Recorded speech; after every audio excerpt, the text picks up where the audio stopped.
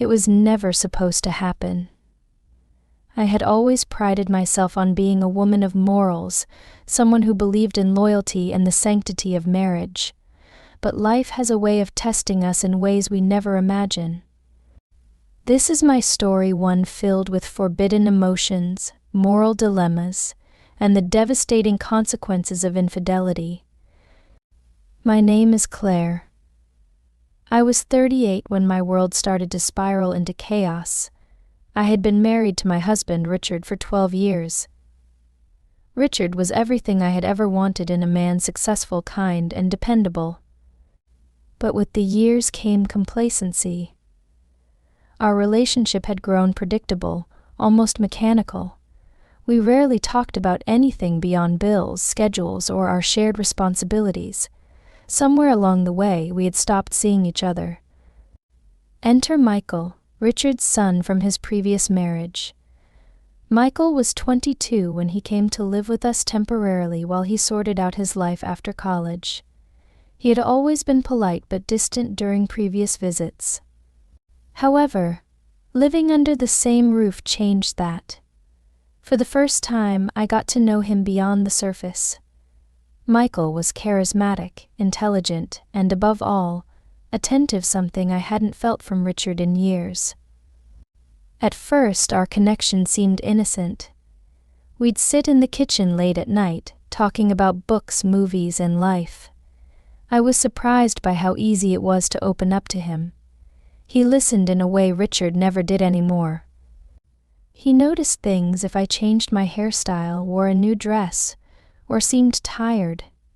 His compliments, though subtle, started to fill a void I hadn't even realized was there. One night, everything changed.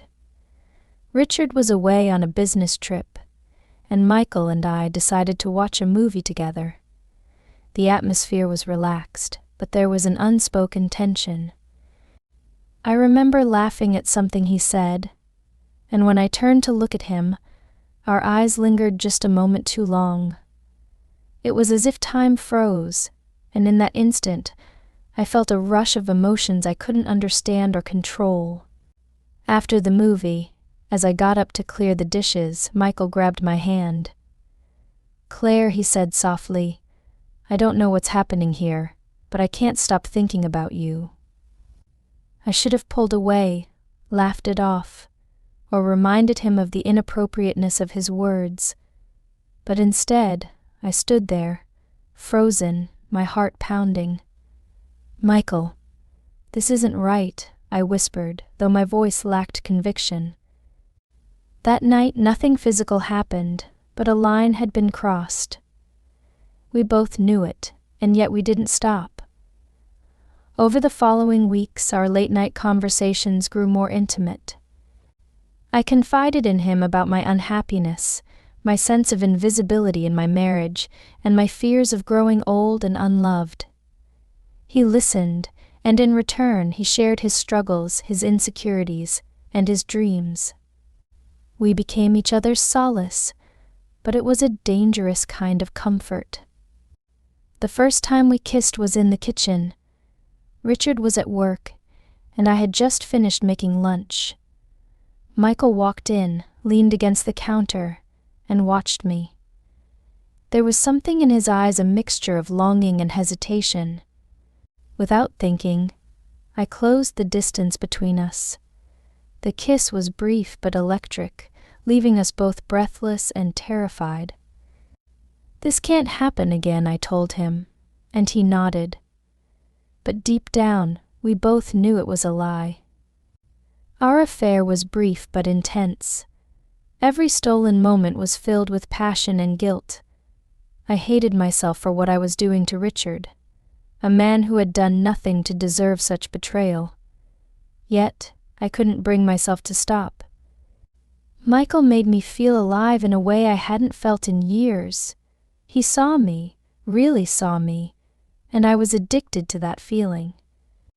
The secrecy became unbearable. Every time I looked at Richard, I felt a wave of shame so intense it made me sick. I started to avoid him, pulling away emotionally and physically. He noticed, of course, "Is everything okay, Claire?" he asked one evening, his brow furrowed with concern. "You've seemed distant lately." "I'm fine," I lied, forcing a smile. "Just stressed with work." But the lies couldn't last forever. One evening, Richard came home earlier than expected. Michael and I were in the living room, sitting too close and laughing at something trivial. The moment Richard walked in, the atmosphere shifted. He didn't say anything, but the look on his face said it all. He knew. What followed was a storm of emotions: anger, betrayal, heartbreak. Richard confronted me that night, demanding the truth. There was no point in denying it. I confessed everything, and the devastation in his eyes will haunt me for the rest of my life.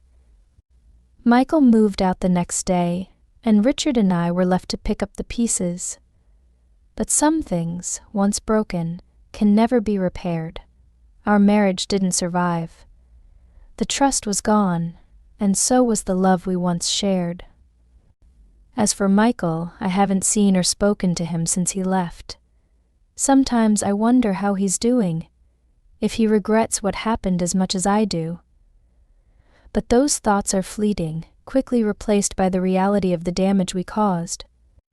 This story isn't meant to justify my actions or seek sympathy. It's a cautionary tale, a reminder of how easily we can lose ourselves in moments of weakness. Betrayal doesn't just hurt the people we love, it destroys the foundation of who we are. And sometimes the hardest person to forgive is yourself.